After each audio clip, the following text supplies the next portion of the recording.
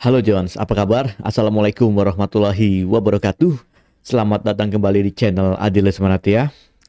Sudah lama kita nggak bertemu ya Jones ya, udah sekitar 5 atau 6 hari ya. Ini karena memang karena memang kesibukan di kantor, jadi baru ini kita sempat diskusi untuk bahas soal lagi. Nah kali ini kita coba akan bahas soal SKB ya, karena banyak ya yang mendaftar CPNS sebagai penjaga tahanan, maka kita coba akan bahas kisi-kisi SKB CPNS penjaga tahanan ya. Di sini kita coba Nah, di sini kita coba akan bahas salah satu peraturan menteri, yaitu Peraturan Menteri Hukum dan HAM ya, nomor 6 tahun 2013 tentang tata tertib lembaga permasyarakatan dan rumah tahanan negara. Dan kita juga akan sedikit bahas Permen Kumham ya nomor 29 tahun 2017 tentang perubahan atas peraturan Permen Kumham nomor 6 tahun 2013 tadi ya. Nah, sekarang kita mulai coba bahas ya satu persatu pasal per pasal Permenkumham ini ya. Mudah-mudahan dari sini kalian semua dapat insight ya untuk bisa mengerjakan soal-soal SKB nantinya ya. Siapa tahu ada soal-soal yang memang diambil dari peraturan ini gitu ya. Oke, kita coba bahas mulai dari bab 1 ya. Bab 1 itu ketentuan umum seperti biasa ya. Selalu ada ketentuan umum di mana di dalamnya adalah definisi-definisi yang tertuang dalam peraturan ini ya. Kemudian ada bab 2 tentang kewajiban dan larangan ya. Bab 3 tentang Tentang jenis hukuman disiplin dan pelanggaran disiplin ya. Bab 4 apalagi? Bab 4 tentang penjatuhan hukuman disiplin ya. Bab 5 tentang ketentuan penutup. Jadi ada 5 bab yang coba kita bahas ya. Kita mulai dari bab 1, pasal 1 ya. Yang dimaksud dengan lembaga pemasyarakatan atau disebut lapas ya, adalah tempat untuk melaksanakan pembinaan narapidana atau anak didik pemasyarakatan. Di sini kuncinya ya. Jadi untuk melaksanakan pembinaan. Nah, ini khusus untuk orang yang statusnya narapidana ya. Beda dengan rumah tahanan negara. Jadi atau disebut rutan ya. Jadi rutan ini tempat tersangka atau terdakwa ditahan selama proses penyidikan, penuntutan, dan pemeriksaan di sidang pengadilan. Jadi kalau lembaga permasyarakatan ini adalah untuk narapidana atau anak didik permasyarakatan, yang mana notabene adalah mereka statusnya sudah narapidana, sudah mendapatkan inkrah dari pengadilan. Sementara rutan untuk orang yang masih statusnya tersangka atau terdakwa, gitu ya. Itu bedanya. Jadi kenapa ditahan ya, agar memperlancar proses penyidikan, penuntutan, dan pemeriksaan. Tapi tidak semua tersangka atau terdakwa itu ditahan ya. Mungkin ada juga yang sifatnya menjadi tahanan kota atau ya bebas-bebas saja karena mungkin sifatnya kooperatif ya terhadap proses penyidikan, penuntutan, atau pemeriksaan di pengadilan ya. Petugas pemasyarakatan. Nah ini yang istilahnya kalian yang mungkin nanti akan jadi ya kalau lolos gitu ya, akan jadi petugas pemasyarakatan. Di sini adalah pegawai negeri sipil yang melaksanakan tugas di bidang pemasyarakatan. Terpidana yang menjalani pidana hilang kemerdekaan di lapas ini ya. Dia masuk ke lapas ya.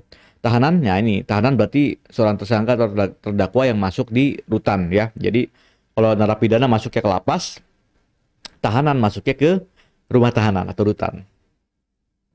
Tindakan disiplin tindakan pengamanan terhadap narapidana atau tahanan berupa penempatan sementara dalam kamar terasing ya. Jadi kalau biasa di lapas itu ada kamar terasing ya, atau disebut juga sebagai sel pengasingan. Itu untuk narapidana atau tahanan yang melakukan pelanggaran atau indisipliner. Sementara itu hukum disiplin adalah hukuman yang dijatuhkan kepada narapidana atau tahanan sebagai akibat dari melakukan perbuatan yang melanggar tata tertib lapas atau rutan ya. Jadi ada dua, tindakan disiplin dan hukuman disiplin ya. Jadi itu dua hal yang berbeda ya. Jadi perlu diingat buat teman-teman semua, siapa tahu nanti ini keluar gitu ya. Steril area adalah tempat atau wilayah di dalam lapas atau rutan yang dinyatakan terlarang untuk dimasuki dan atau dijadikan tempat beraktivitas oleh narapidana dan tahanan tanpa izin yang sah ya. Jadi tempat steril ya, dilarang dimasuki kecuali kalau ada izin ya. Tim pengamat pemasyarakatan, selanjutnya disingkat TPP, adalah tim yang bertugas memberikan saran mengenai program pembinaan narapidana. Tim pemeriksa hukuman disiplin yang selanjutnya disebut tim pemeriksa adalah tim yang dibentuk oleh kepala lapas ya atau kepala rutan untuk melakukan serangkaian tindakan pemeriksaan terhadap narapidana atau tahanan yang diduga melakukan pelanggaran tata tertib. Oke. Itu tadi definisi-definisi yang perlu kalian kuasai ya, siapa tahu nanti ada yang keluar kan, lumayan. Oke, pasal 2.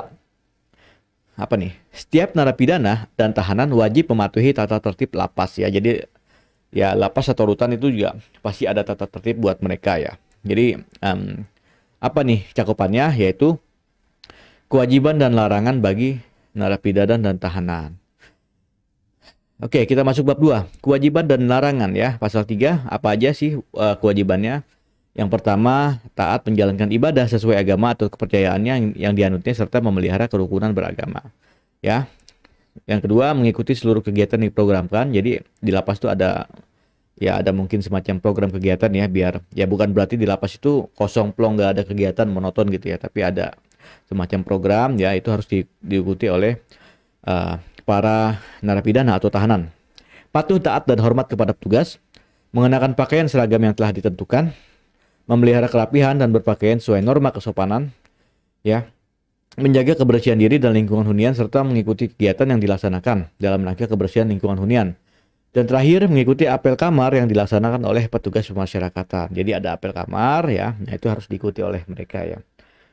Itu kewajiban-kewajibannya. Kemudian larangannya apa nih? Pertama, mempunyai hubungan keuangan dan dengan narapidana dan atau tahanan lain maupun dengan petugas pemasyarakatan ya. Jadi di sini ternyata hubungan keuangan itu dilarang ya. Jadi kan ternyata kalau kita lihat kan di lapas-lapas yang yang viral ya, seperti lapas Sukamiskin dan lain-lain kan banyak justru banyak hubungan keuangan ya antara narapidana dan petugas pemasyarakatan indikasinya ya. Jadi memang ya itu kalau memang betul ada hubungan keuangan ya itu berarti melanggar ketentuan ini ya. Jadi mungkin nanti ada hukuman disiplin atau tindakan disiplin ya bagi narapidana atau tahanan ini gitu ya. Jadi kalian harus tahu itu ya. Yang B, melakukan perbuatan asusila dan atau penyimpangan seksual. C, melakukan upaya melarikan diri atau membantu pelarian. Nah, ini juga ya. Jadi baik upaya melarikan diri atau membantu pelarian narapidana atau tahanan yang lain itu dilarang. Ini kalau ini saya ingat filmnya apa nih? Shawshank Redemption ya. Nah, itu kalian wajib nonton itu kalau kalian sebagai calon penjaga petugas pemasyarakatan atau penjaga tahanan ya, harus tahu ya film itu ya.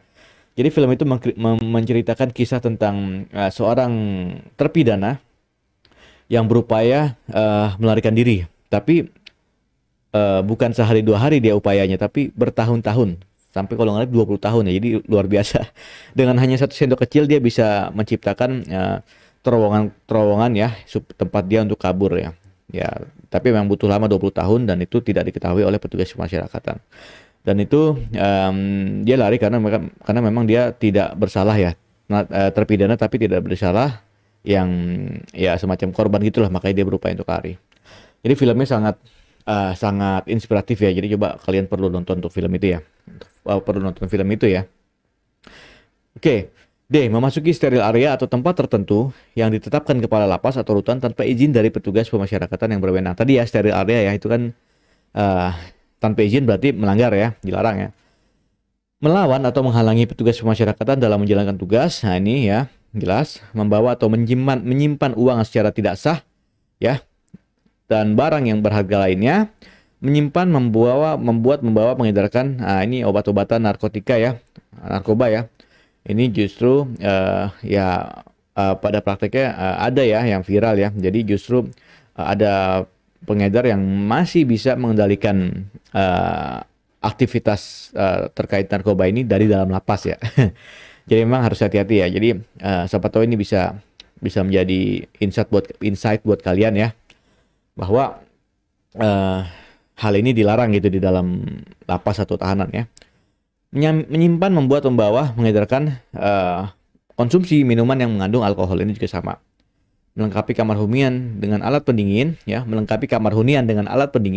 kipas angin, televisi dan atau alat elektronik lainnya. Nah ini ya, ini ternyata kamar hunian atau sel itu ya nggak boleh nggak boleh ada alat pendingin, kipas angin, televisi atau alat elektronik lainnya ya. Ini ya kontraproduktif ya dengan yang viral di media ya, bahwa ada satu narapidana korupsi yang justru kamarnya itu jauh lebih bagus dari kos-kosan kalian ya. Oke, jadi kalian harus paham ini ya, silakan dipahami ya, mudah-mudahan siapa tahu keluar gitu ya. Apalagi memiliki, membawa atau menggunakan elektronik seperti laptop, komputer, kamera, alat pelekam, telepon genggam, pager dan sejenisnya. Pager ini dulu ya, kalau ada sekarang udah nggak ada. Nah ini juga kamera, telepon genggam. Ini ada yang viral juga ya, narapidana korupsi justru terekam tertangkap kamera sedang makan ya, sambil ada handphone di situ ya. Ya, jadi memang ini ternyata dilarang ya. Melakukan pemasangan instalasi listrik di dalam kamar hunian ya. Membuat atau menyimpan senjata api, senjata tajam atau sejenisnya, membawa dan atau menyimpan barang-barang yang dapat menimbulkan ledakan dan atau kebakaran, ya. Melakukan tindakan kekerasan, bagi kekerasan fisik maupun psikis terhadap sesama narapidana, tahanan dan atau petugas pemasyarakatan atau tamu pengunjung, mengeluarkan perkataan yang bersifat provokatif yang dapat menimbulkan terjadinya gangguan keamanan dan ketertiban. Membuat tato, memanjangkan rambut bagi narapidana atau tahanan laki-laki, membuat tindik, mengenakan anting dan atau lainnya yang sejenis. Ya. Apalagi memasuki blok dan atau kamar hunian lain tanpa izin petugas. Melakukan aktivitas yang dapat mengganggu atau membahayakan keselamatan pribadi atau narapidana, tahanan, petugas pemasyarakatan, pengunjung atau tamu.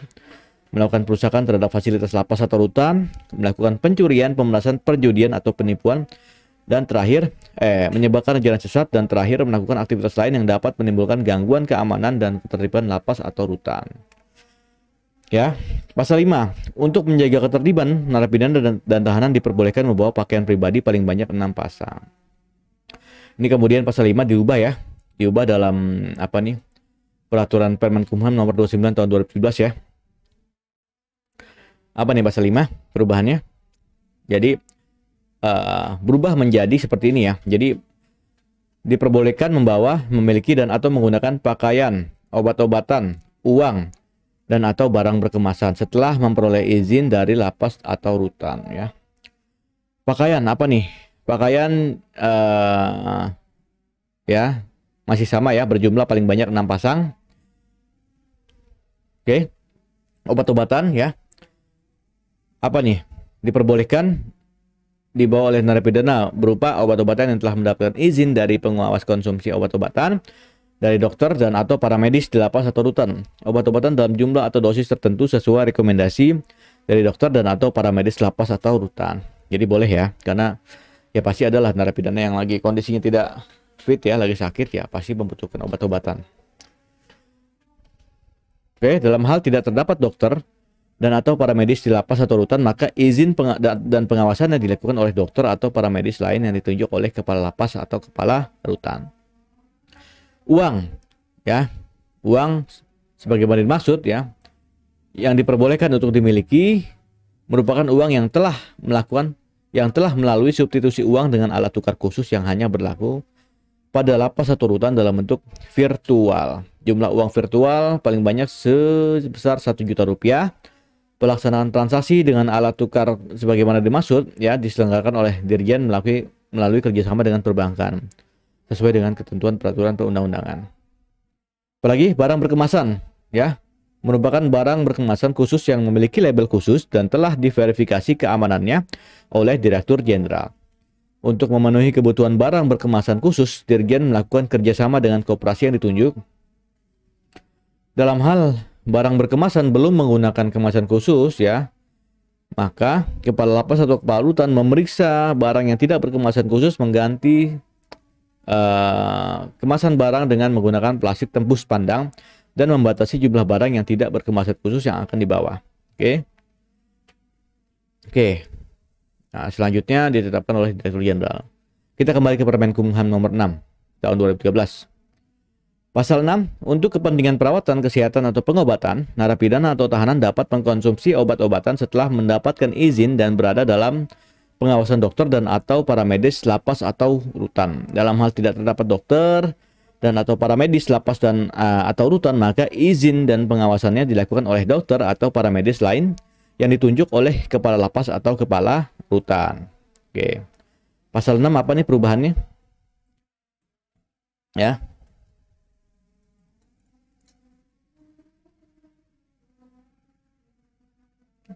Ini bicara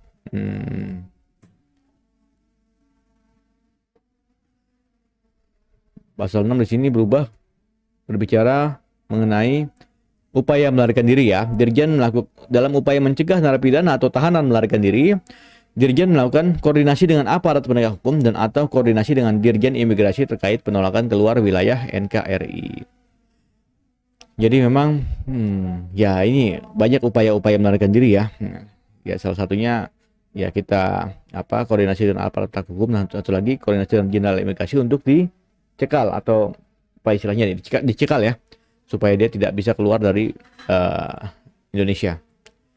Pasal 7. Untuk kepentingan umum, kepala lapas atau kepala rutan dapat menyediakan televisi atau kipas angin dan kantin yang dikelola oleh koperasi lapas atau rutan.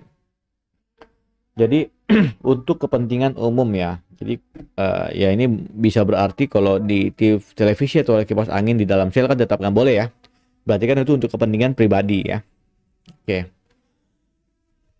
Ya, di sini namun penyediaan untuk kepentingan umum tersebut dimaksud pada ayat 1 dengan terlebih dahulu meminta pertimbangan sidang TPP.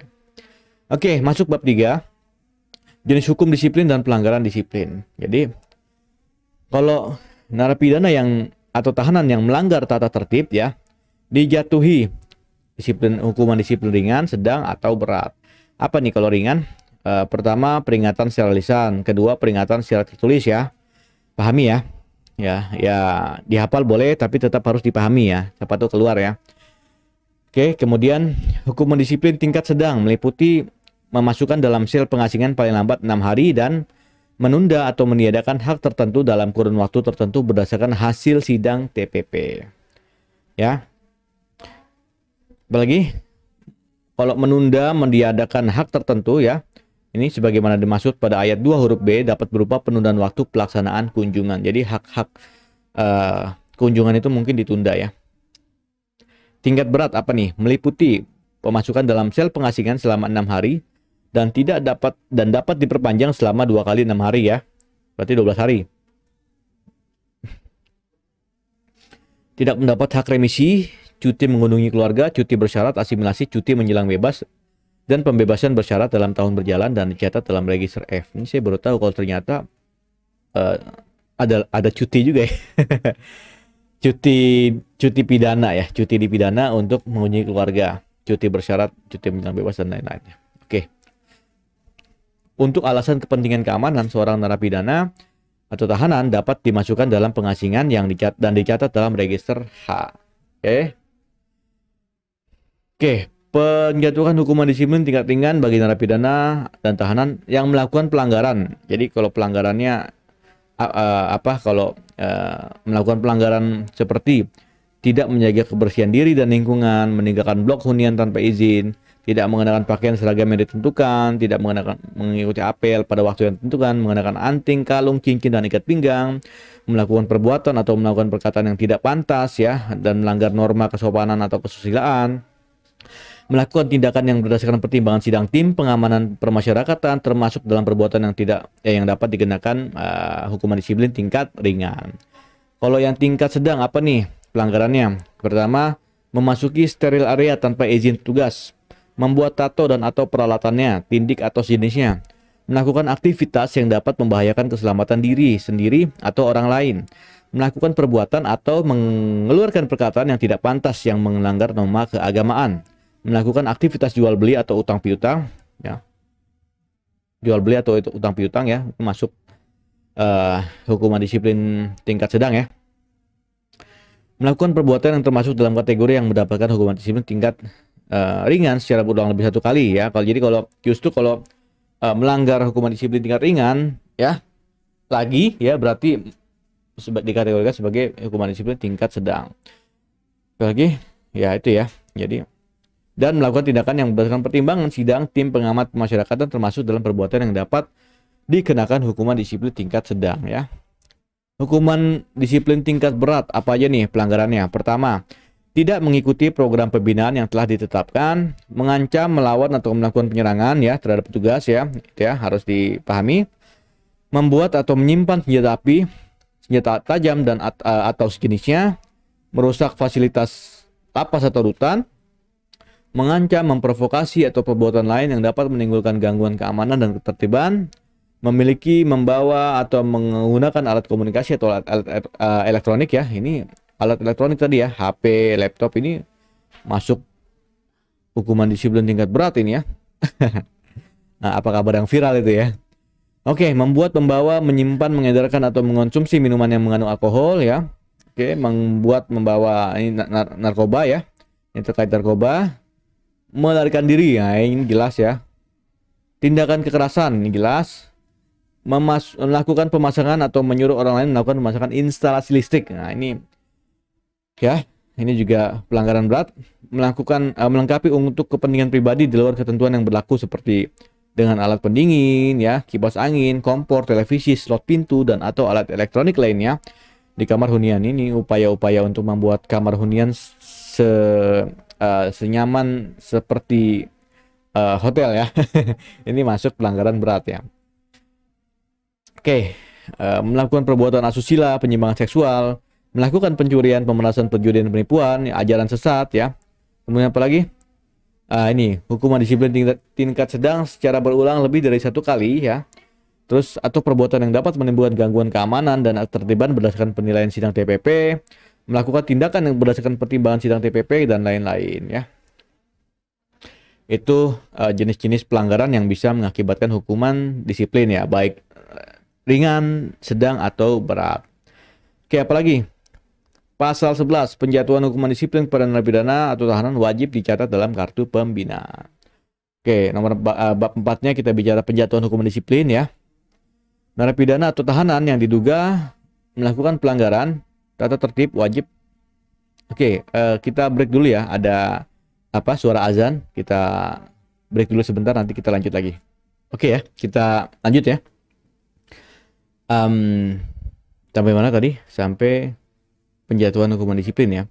Narapidana atau tahanan yang diduga melakukan pelanggaran dan atau pelanggaran tata tertib wajib dilakukan pemeriksaan awal oleh kepala pengamanan sebelum dijatuhi hukuman disiplin.